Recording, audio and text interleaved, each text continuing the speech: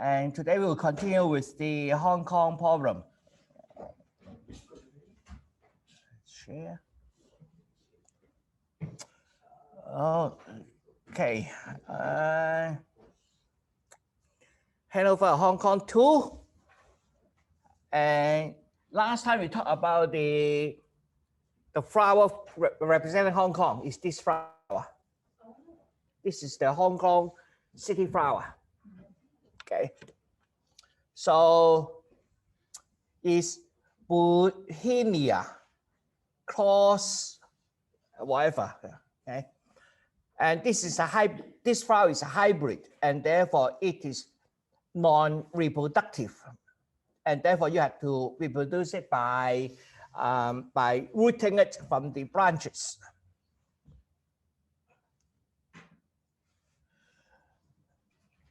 And the flower is pretty beautiful.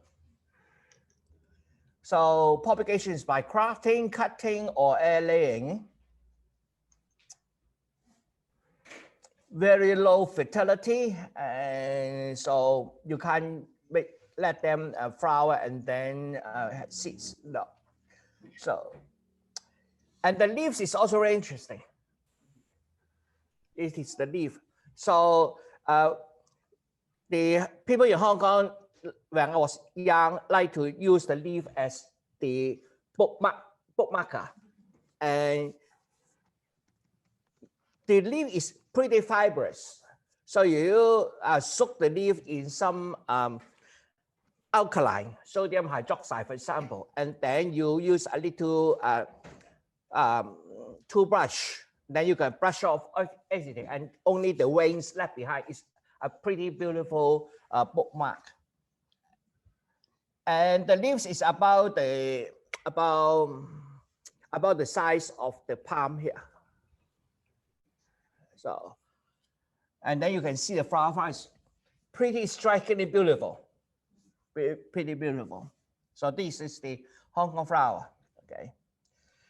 And that was used even during the colonial times in the Urban Council of Hong Kong. Okay, so we see that right there.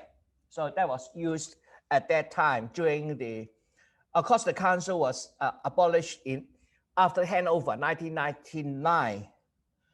And then a new one is adopted similar to that, and then that one eventually becomes the symbol for Hong Kong flag. So Hong Kong used flower as its symbol. So this is, again, 5-star added to represent it is part of China. China has the 5-star. So again, it's the flower. So this is the flag of Hong Kong since 1997. Sorry, what's the name of the flag? The flower name is called this one, Bohemia, cross Bracalia, something like that. I can't pronounce that one. There's one inside the flower that you can't pollinate. Yeah, we have this one, but it won't put. It will have seed pods, but the seed sand a pod doesn't germinate. Is it a sort of orchid? Yeah, it is an orchid. You also call Hong Kong orchid. Okay. You find it in Australia? Sorry? Can you find it in Australia? I haven't seen that. Maybe next time I steal something. No, don't do that. If you found by the quarantine, you are in trouble, so don't do that. Okay, recap. This is the Hong Kong passport.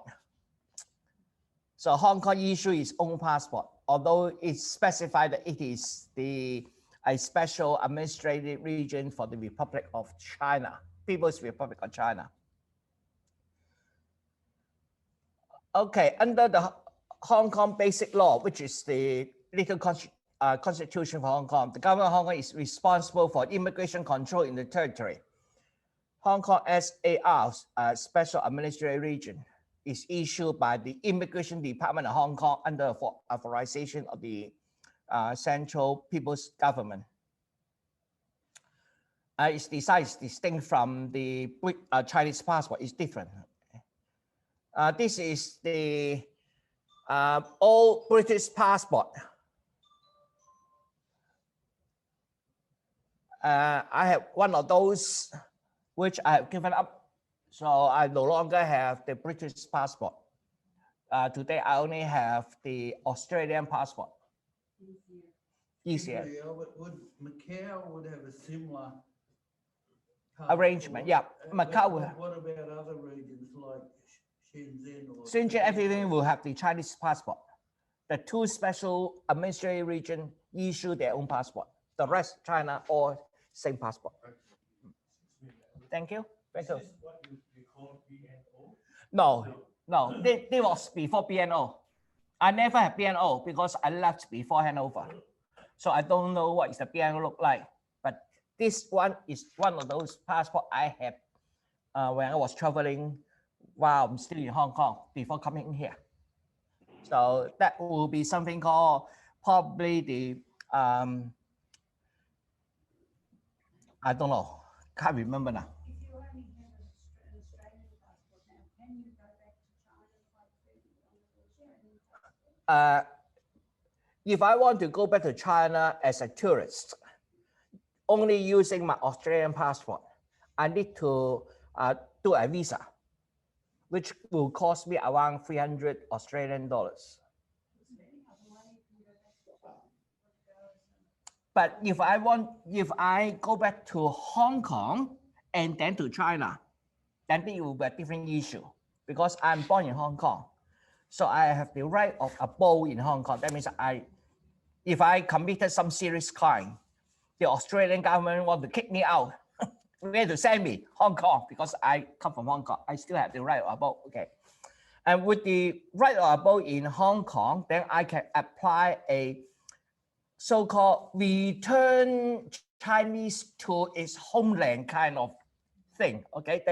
That looks it's only a card similar to our driver license, but with a smart chip on it. Then with that one, I can enter China without visa. But there's another difference. If I enter China using the tourist visa, I cannot work. You are a tourist. You are not supposed to work on a tourist visa. But if I use that card to enter China, I can work. So there was one issue is a lot of the airlines doesn't recognize that card. So that's why I said I had to go to Hong Kong first. From Hong Kong enter. So people recognize I can enter Hong Kong without any visa. Hong Kong give Australian passport free entry. So I can go there. And then I also have the Hong Kong ID card. So if I go back, I will use my Australian passport to leave Australia and use the Hong Kong ID card to enter Hong Kong. And then use that Chinese return card to enter mainland China. And then come back, then I have to use that card to leave China, use the Hong Kong ID card to enter China, because even you are going from Hong Kong to China, you still go through immigration. So you have to leave Hong Kong using your Hong Kong ID card, enter China using that Chinese return card, and then vice versa back. So will that change? This system is supposed to work for 50 years, but after 50 years, we don't know. So there was one issue arising from this not too long time ago. Hong Kong now has high-speed rail departing from Kowloon West. The station is called Kowloon West, and they enter into different parts in China, including going to Beijing. So how do you arrange this immigration process? This is a train leaving for China, and the only stop in Hong Kong is that Kowloon West station. So there was a lot of argument whether the Chinese immigration can set up an immigration station in Kowloon West so that traveler can actually do both leaving Hong Kong and entering China at the same time. Meaning that once you are inside the checked region with your Chinese entry wherever, then that territory considered as the Chinese territory, not as Hong Kong territory. Very complicated, but on a sense that doesn't make sense. Hong Kong is part of China. So, but anyway, eventually the government got through, and then you do once you do that immigration things in the Kowloon West Station. Once you are on board, then you can go to China any place because it's high-speed rail. You can drive from Hong Kong into China. Yes. The long bridge is there. Yeah, and then nowadays we have I think three different entries to China, and then even using MTR there are two. Yes. Pretend you got falsely accused by the Communist Chinese government of doing something wrong in China, but you obviously want the Australian government to help you out, but they won't have a record that you've entered China. No, I can't. China doesn't recognize that. You are Chinese, so if you commit a crime in China, they don't ask for your nationality. China doesn't recognize dual citizenship. Okay, Australia recognizes dual citizenship, but not China. So officially, I'm not a Chinese citizen, but I'm a Chinese. So if I committed crime in China, I will be treated like a Chinese. In other words, you'd be treated very, very badly. I think will be better than being treated here, actually. Because don't go into that. it's hot enough. Maybe we'll talk about that later on. I seem to recall some time ago, I think you told us the Chinese.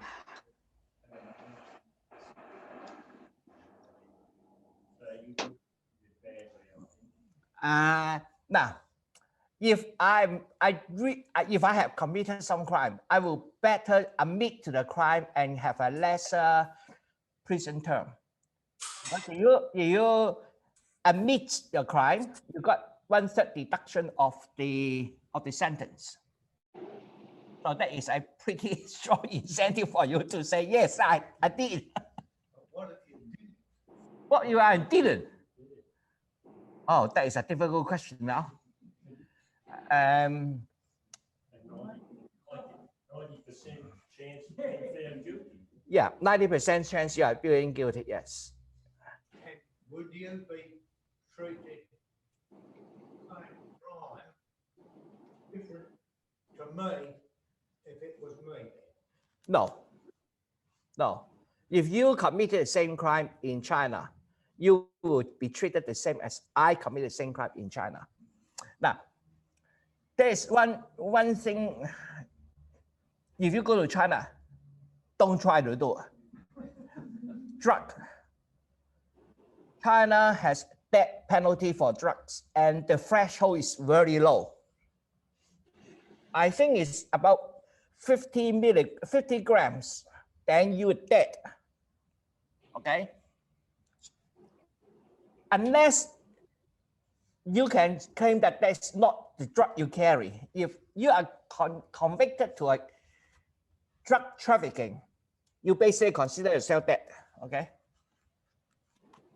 Because after opium, Chinese are very tough on drugs.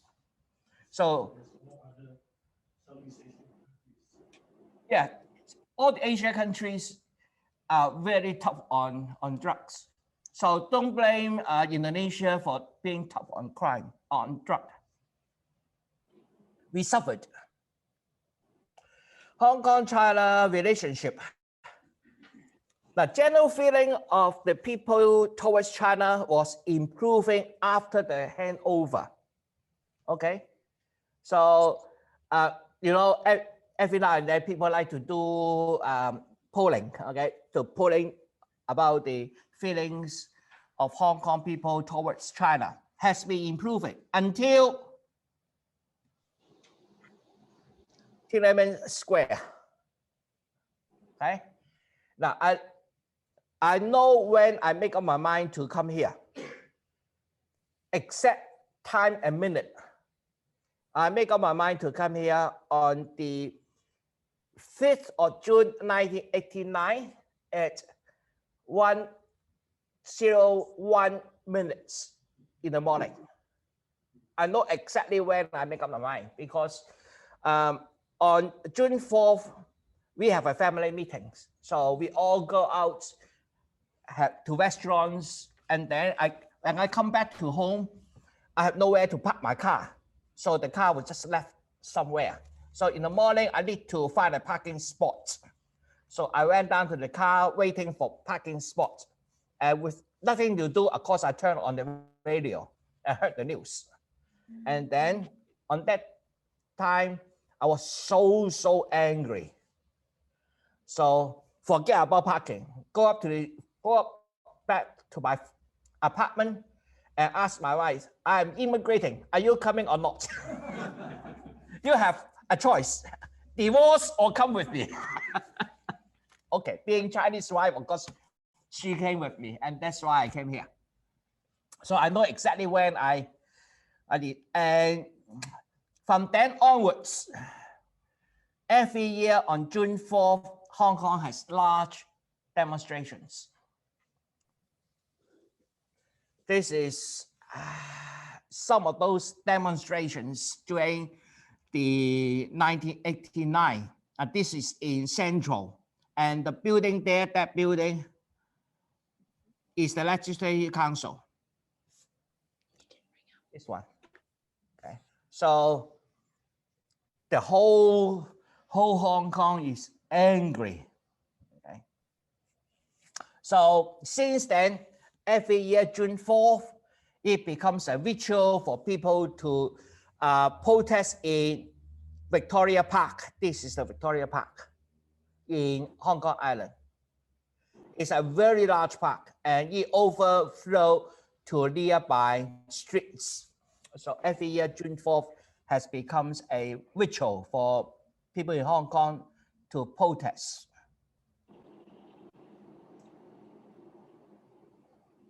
But other than that, Hong Kong citizens maintain a peaceful coexistence with the Beijing.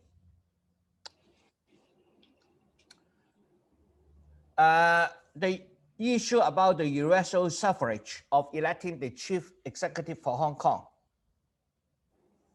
The Hong Kong Basic Law, remember that is passed in 1984. In the Chapter 2, Article 12 specify how the Hong Kong Special Administrative Region will be organized. We shall have employed a high degree of autonomy and come directly under the central government. The expenditure of the garrison shall be borne by the central governments. That means Hong Kong doesn't have to pay for the army station in Hong Kong. And the foreign affairs will be handled by China. The Ministry of Foreign Affairs of People's Republic shall establish an office in Hong Kong and to deal with foreign affairs. The central government authorized Hong Kong Special Administration to conduct relevant external affairs on its own in accordance with this law. So although there is a Ministry of Foreign Affairs in Hong Kong by Chinese government, but Hong Kong government still conduct its external affairs on its own. So pretty autonomous. Only a very few issues will involve these foreign affairs. I suppose people in the foreign affairs, it's a good job. Basically, they have nothing to do. Sitting there reading newspaper every day. most of the time. Of course, they have the news because they have to keep track of what's happening. Okay, Article 14. The defense is Chinese government's problem. Okay, and then law and order in Hong Kong is the problem of Hong Kong government. So the police is Hong Kong government police. It's not the Chinese police. Hong Kong run its own police force. And the marches today in Hong Kong is still conducted in English. So they use the same colonial style marching. And I think that will be going to change in a few years' time, because there are people saying that they should march like the Chinese police rather than march like the British police. And there's another thing is in the court in China, in Hong Kong, they still wear that wig. Okay, so it's still the same. Wig. Yeah, that thing on the head.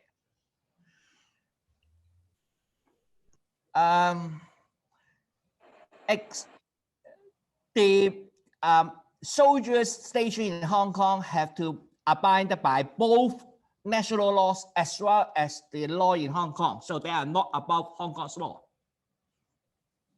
So this has been explicitly written. Now, the forces in Hong Kong are not allowed to participate in any Hong Kong activities except for disaster relief.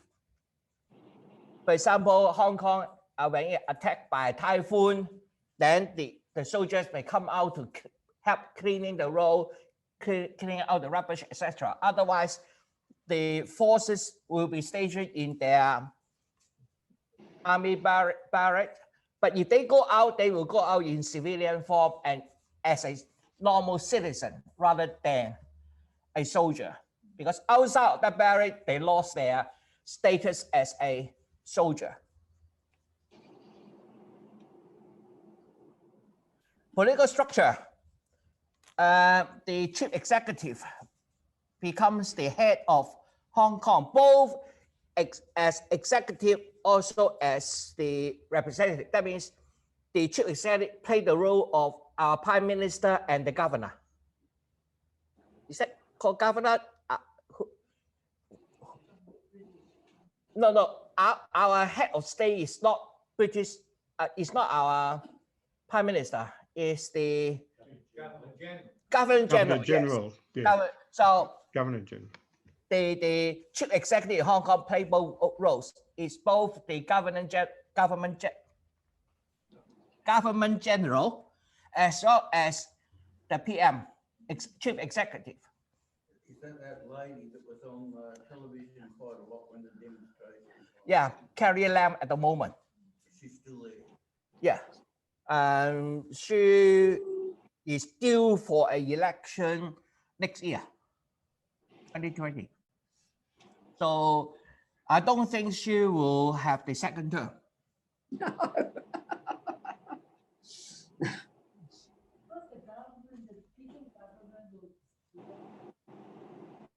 Again, we will come to how the chief executive will be elected. Okay.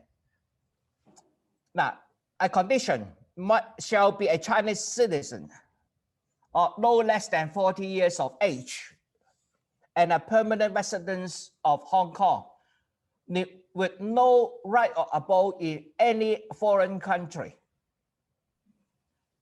Unfortunately, it doesn't say her family cannot have right or abode in other foreign countries. So for Carrie Lam, she has the right or abode in Britain because she did her degrees in Cambridge, I think. That's where she met her husband. Her husband is a mathematician, calculations, maths. And their children now is in Hong Kong, but their whole family, except Carrie Lam, is still holding a British right or above because she wanted to be chief executive and therefore she gave up her British passport. But it doesn't mean her husband doesn't. So I think there is a problem here. I would like to see the immediate family of future chief executive have no right or above anywhere else. I think because after when you have the bulk of your family have royalty in other countries, then there is a royalty problem with being the chief executive of Hong Kong. I understand. But is she, with all those huge demonstrations a few months or a year or two ago, is she fairly popular or not really? Not really. Not really. Her approval rating is around 20%. So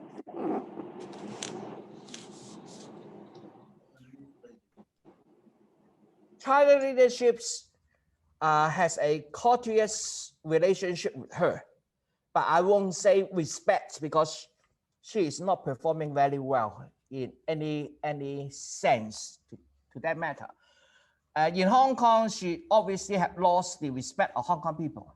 That's true. And that's why the current Hong Kong government has a very low approval rating at the moment. How that can change, I don't know. But at the moment, the Hong Kong government's rating is very bad. And the lowest one is the Attorney General, the equivalent of the Attorney General. Again, she is a lady, and her rating is about 16%.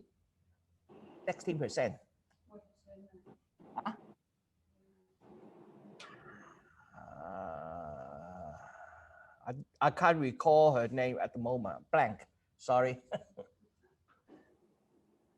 Okay. Shall be selected by election or through consultation held locally and be appointed by the central government. So when a person wants to be the chief executive, that chief executive had to be rubber stamped by the central government. Okay, whether that rubber stamp is rubber stamp or not, we don't know. But anyway, it has to be appointed, and there is actually a few officials has to be in that to be approved by the central government as well, including the police office, the chief police commander, or the top one. A few of the jobs.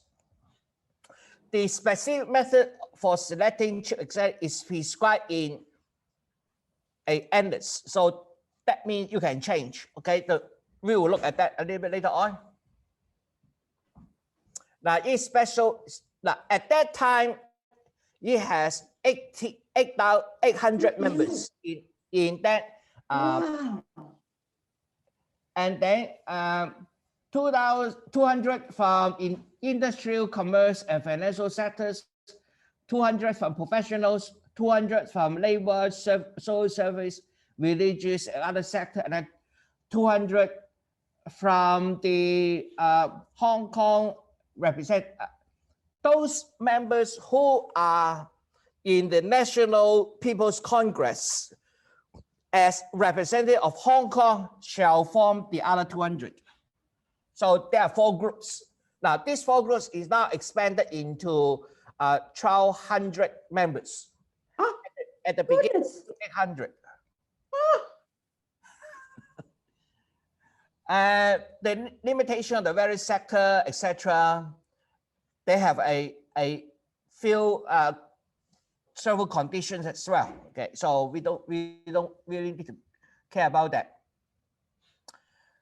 At that time, the chief executive shall be nominated jointly by not less than 100 members of that 800-member electoral college. And then you have amended later on. Okay. On August 28th, 2010, it is amended. amended to 1,200 members. So similar ratio, 300 here, 300 here, 300 here, and 300 here, similar ratio, but the number of representation increased. Why? And the term of office is the same as the chief executive, 5 years each, and with only one terms. What's that? You can do one term and then one more term, and that's it. Like Why is there so many people? no, these are representatives from different sectors. For example, now I'm at that time I'm in education. Now, mind you, I left Hong Kong before Hong Kong is handover, so I haven't experienced that myself. But if I were in Hong Kong, so I would belong to the teachers professional group. So one of them is teachers. We belong to the second group, the professionals. So you have 300 people. Among us, now in the professionals that will represent the healthcare, medicine, etc. So they will have a number of representation in that 300, and then teachers will have a portion of that 300, and there are a number of other groups. I think in the professions, the education has about 5 seats among the 300. And then how that 5 seats is determined is by our union. So we have, in Hong Kong, we have at least 2 different teachers union. One is called Professional Teacher Union, PTU. And another one is the Professional Teachers Association Council, something similar. And each of them will be fighting for that 5 seats. How to fight for that 5 seats is our issue. So the government doesn't care about how we select that 5 representatives, as long as the profession can come up with an agreement of how to select that 5 persons. So by default, the PTU have 3 and the other ones have 2, because eventually it's the size of the organization determine the number of proportion. 1,200. Making the selection have to be Communist Party members? None. None at all. You don't need to be. For example, PTU is a very interesting case. It is anti-communist. It occupies 3 seats there. Out of that 300, yeah. In mainland China itself, are trade unions allowed or not? Yes, trade union allowed. Albert, am I right in assuming that the election committee would only meet once or twice in each term, that its main job is to oversee? You're right. Yeah. Yeah. They usually they have nothing to do. Right. You just have the name, okay? And then during election, then people will try to talk to you and then get your nomination. Right. Right. And then How after, much? yes, sorry, How much do they get paid? 0. Oh, okay. They are not paid.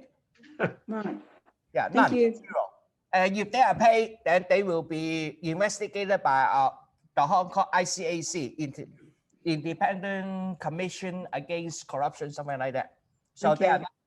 they cannot receive any gifts from anybody, these 1,200 people, except from the closest relatives. Any gifts received will be considered government property. So if you get a watch, you have to give it to government. Thank you. But you can get a plaque. And then if you get a plaque, then if you want to keep a plaque, you pay for the value of the plaque and then you keep it. I have a number of these. During the Chinese festival, No. These are only limited to their immediate family. Because to avoid that occasion to bribe them. So if this now it's usually for these people they are already in so-called elder. So usually it's the elder people give lycee, the red pocket rather than receive red pocket. There was an issue with one of those chief executives receiving the Christmas presents, and then he should have reported everyone. And usually for non-perishable things, you can just consume it. And he was jailed because some of those isn't reported for mooncakes. In the Mid-Autumn Festival, the mooncakes. Sorry? What together? Oh, having dinner together. You pay for yourself. They have limitations because they are in special positions.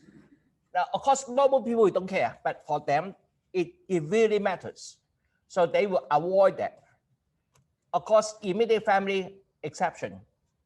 So you can't even invite them to the house for a dinner. Yeah, if you invite them to the house, nobody knows. Someone like Carrie Lam, when she's seeking elections, she had to have a policy platform on when she tries to impress the various. She has to impress that 1,200 people. By what means? By her policy. What she want to do, explain that policy usually in public, that everybody knows, and then these 1,200 people actually also under the public pressure to help. Does she generate the policy, or is it coming from somewhere else? That is a big issue in the Hong Kong system. Now, in here, we have a political party. Ideas is generated in the party and then endorsed by the party. In Hong Kong, the chief executives are not linked to any political party. So she doesn't have to go through the step to go up. No. Okay. So if I want to, okay, I give up Australian rights. I'm older than 40. And I have lived in Hong Kong for more than 20 years. So I'm qualified. So if I give up my Hong Kong Australian passport, I go to Hong Kong, I presumably can nominate myself and say I want to be the chief executive. So I need to convince that 1,200 people to endorse me. So I need to get a number of signatures from them. When it was 800, I need to get 100 signatures from this electoral college people. And then if I get that, then I become a candidate. Then a lot of revolutionary idea, okay? And then eventually that 1,200 people will elect from the candidates. She can't bribe them. No. Hong Kong has an independent commission against corruption. So. Albert, what you were saying. Sorry. So, I will come back to you, Albert.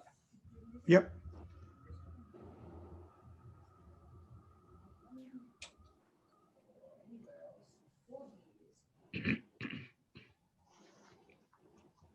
Yeah, if I give up if I give up my Australian citizenship, of course I won't, but to put it that way. That's if yes. That's what Carrie Lam is. Carrie Lam has already migrated to UK, United Kingdom. But because she wants this job, she come back and then give up her British citizenship. I hope so, but I don't think so. Given the current situation with Britain and China, I don't think she will be able to get her British passport back. But remember, her husband and her children are British citizens. So maybe through another channel she can. I don't know. This is again. Okay, Albert, what's the problem? What's the issue? Unfortunately, I couldn't hear the question that the last speaker The last asked. question But was is Carrie Lam, is the 20 years residence has to be current? Yeah, well, that gets back to what you said earlier, that if you gave up your Australian citizenship and went back to Hong Kong, you would be able to stand as the chief executive, which means that the 20 years don't have to be the last 20 years. Exactly. They don't have to be consecutive. No, So, no. very strange. Very Yeah. strange. Hong Kong system is not good because first of all, this chief executive have no political associations. That means when she's in office, basically she form her cabinet out of the thin air. She can put anybody into the cabinet. No. Yeah. No. Which is a bit like the American system. Yeah, a bit like the American system. After Yeah. you are elected as a president, you can put in anyone you like. Correct. Yeah. Yeah.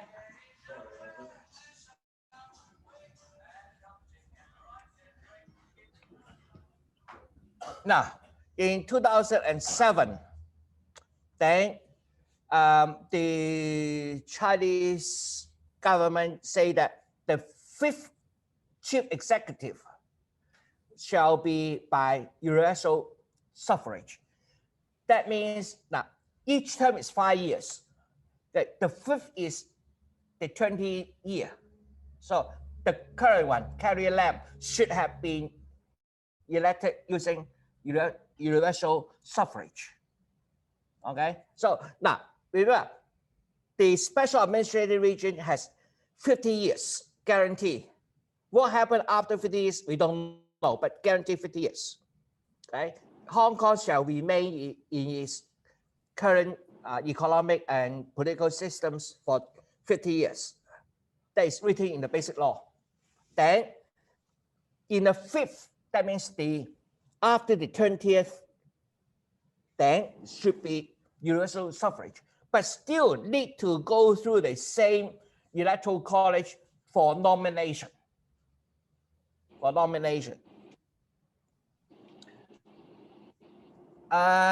they rejected it.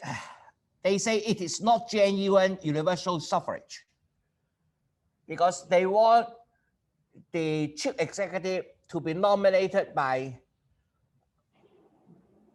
basically without nomination. Anybody can be a chief executive and then just an election. Of course, you have to go through the election office, but they want to remove all these 1,200 people's. So the opposition objected to that, and therefore it never go through. And then we have the so-called the Occupy Central with Love and Peace in 2011. And then that one lasted for almost 9 months, mainly in Central, the landmark underneath the Hong Kong Shanghai Banking Corporation under the headquarters. So eventually, it looked like this, okay? This thing lasted for about 9 months. In the background, here is an escalator. So the Hong Kong and Shanghai Bank had no office in the ground floor. The whole ground floor is empty. And then you have only escalator and then go up and then it is the Hong Kong and Shanghai Bank. And these people occupied all these spaces for 9 months. So Hong Kong and Shanghai HSBC said, no, it's too long. I want you to go. And therefore, they This is another view. There is no lift up. This is the only way to go up to the bank. So it's pretty secure building. Okay, non-stop for 10 months until the High Court issued the eviction, and then before eviction, they all leave. Although they say we shall never leave, but eventually they leave. Okay, so these are details. I can skip over that. So, and then what's that? It leads to discretion, local. Okay, that's again the same thing. So this thing, why I repeated this one? Doesn't matter. Okay, continue with the political reform. So this so-called universal suffrage was objected, and then in 2014, eventually when the Hong Kong people need to vote, the legislative council need to vote to enforce this universal suffrage. Then because of this opposition, it doesn't pass in the Hong Kong Legislative Council, and therefore it revoked to the original system. Yeah, it.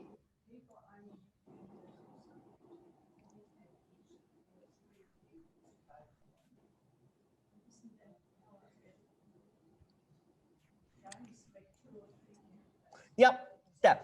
The universal suffrage, that means for every candidate, you get a vote from the Hong Kong citizen. But how can you stand for the to be a candidate? You need that 1,200 people elect to college to nominate. You need the nomination from that 1,200 electoral college, and then you can stand for election as chief executive. That was the proposal. Albert, with the universal suffrage. Sorry, let me answer this question first and I'll come back to you. Okay.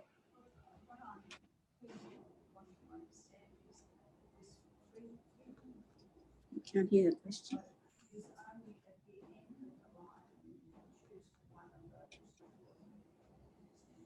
No, now, let me explain the system again. What is the proposed? The proposed system is that the 1,200 electoral college will vet the candidates. So the candidates need to get a certain number of votes from this 1,200 electoral college before they can stand for office. You will stand for office and being approved by the electoral college with that number, not majority, just a set number. I can't remember how many. And then each of the members in the electoral college can only give his or her endorsement to one candidate. So we have a 1,200 committee. So the candidate need to get a number of endorsement from these 1,200 people. And then if you get that number, then you can become a candidate. Then universal suffrage, everybody votes which one out of the candidate. But the people in Hong Kong rejected that idea.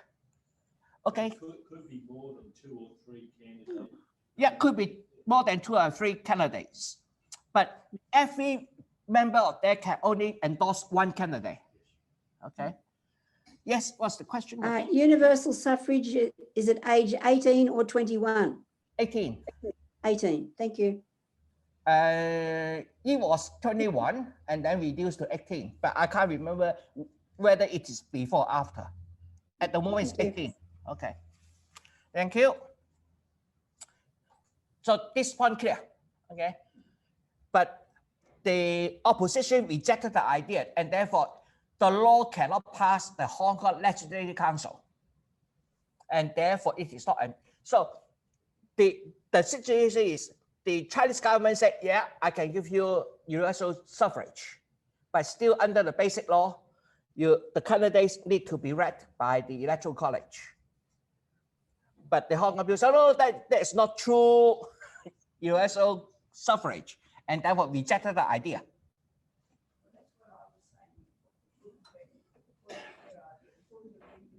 Yeah, couldn't be. But again, like any political system here, our prime minister cannot come from just nobody. You need to have a party, right? In United States, the same. Independent candidates have zero chance of being a candidate. So what is the threshold of being able to become a candidate? That's the issue. How can you be qualified to stand? The qualification here in terms of your identity, Chinese citizens, more than 40 years old, live in Hong Kong for more than 20 years. So that is the minimum qualification.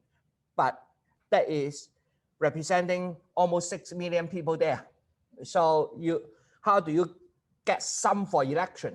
We shouldn't want to have more than say 10, I suppose. So you need to go through the electoral college to get the nomination. Okay, the Legislative Council in Hong Kong, not in Beijing, opposed. So it's 28-8. So it failed. Then in 2014, after that failure, so the people are still asking, we want universal suffrage, although Chinese government give you universal suffrage, but they say this is not the kind we want. So they have the 2014 Hong Kong protests. It's also called the Umbrella Revolution. And then jump over it. Then we have the 2019. And I want to jump over it to talk about what the Chinese government has done. They introduced this national security law very quickly. Because within the basic law, Article 23, Hong Kong shall enact laws on its own to prohibit any acts of treason, secessions, seditions, subversions against the central government, or theft of state secrets, foreign political organizations, affiliations, and political activities.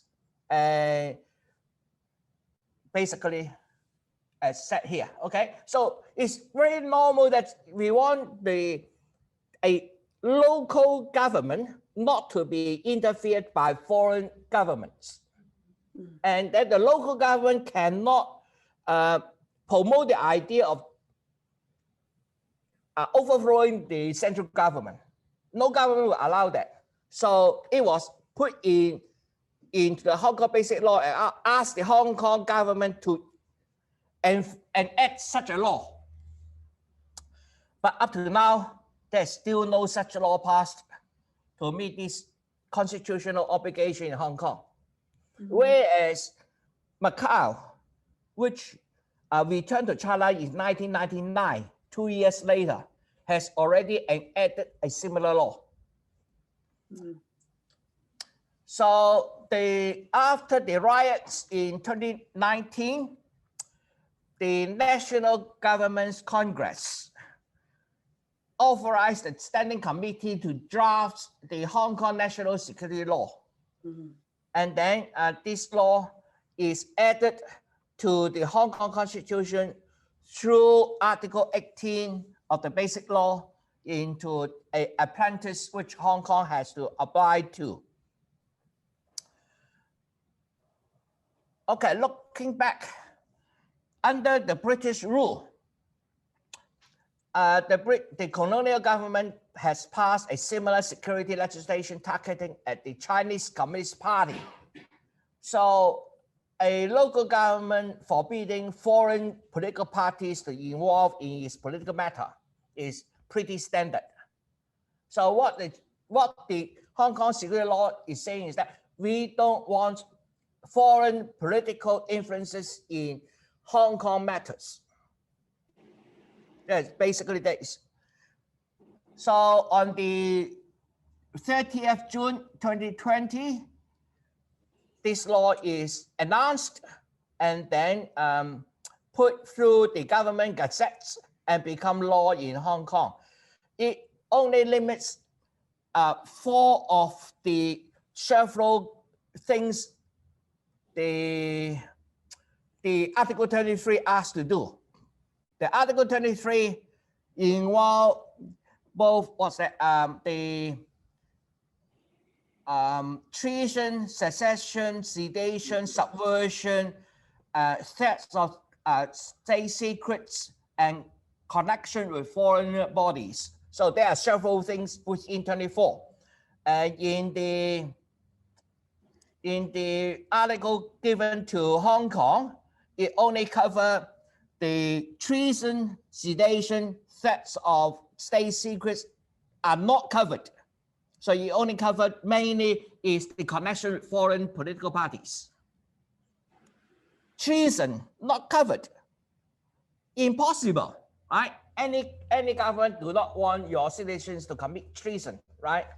Sedation, come on, right? But these are not covered by the Hong Kong security implemented by the Chinese government.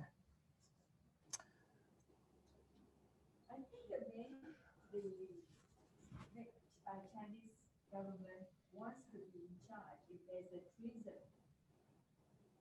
Now, if you commit a treason in Hong Kong, okay, but under Hong Kong law, there's no crime committed.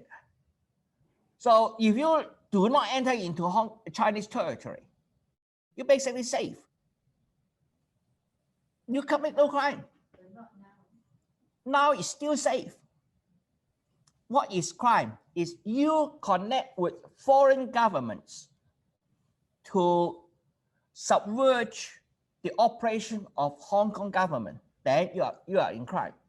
And the law is also not retrospective. So that was on the first, the law was enacted at 11 p.m. 30th June. Okay, and 1st of July is the celebration for Hong Kong return to China. So just 1 hour before that celebration. And then the law is not retrospective. So if you do nothing from then onwards, you are safe. But unfortunately, some people still think this is just an empty law. The Hong Kong government will not enforce the law. And therefore, at the moment, there are people being charged for committing one of those offenses after 1st of July 2020. They are very stupid. And because of that, a lot of the older political leaders say, I am now out of politics. I won't deal with Hong Kong politics anymore. I want to retire. So these people are completely safe, although they might have added, in some people's point of view, maybe treason, but they will not be charged. And even if they now travel back to Hong Kong, it's safe, no charge. Travel back to mainland China, that's okay.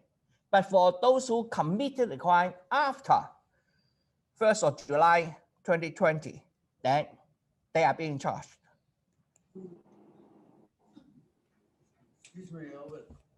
All those huge riots that happened a year or two ago, Yeah. if they went really bad and the Chinese government would have brought in tanks, which they hopefully never will, the overwhelming majority of Hong Kong people were there before the handover date in 1997. Are they entitled to immigrate to Britain or anywhere else? No. No. Britain doesn't provide a path for Hong Kong people to immigrate to Britain. Zero, no path. So if you want to immigrate, you have to immigrate on your own merits. But if they're, let's say, Australian citizens of Chinese descent living and working in Hong Kong, they got no problem to come home here. Yeah, they They're already. getting the COVID, I mean. Yeah, they already are Australian citizens. They have no problem coming here. Okay, so the issue of whether Hong Kong people can go to some other country is the problem for the other countries whether they admit you. Hong Kong doesn't care about immigration. You want to leave, you leave. Just like me, I leave. Okay, but I leave where to go. Okay, if Australia doesn't accept me, I can't come here. Otherwise, I will end up being illegal immigrant. So same situation. The Hong Kong people doesn't have a choice when Britain hand over Hong Kong to China. Simply no choice. Okay, so I think we are a little bit over time. And then I promise you the first next term will not be this hot. Will be Will something not be light. what? Sorry. Will be something light, not this Good. not this political. Ah, I know you love political, but yeah, there's nothing wrong with that. No. but a bit too hot for me. So I think I will talk about the education in China in the first meeting next term. Okay, thank you very much. Thank you, Albert.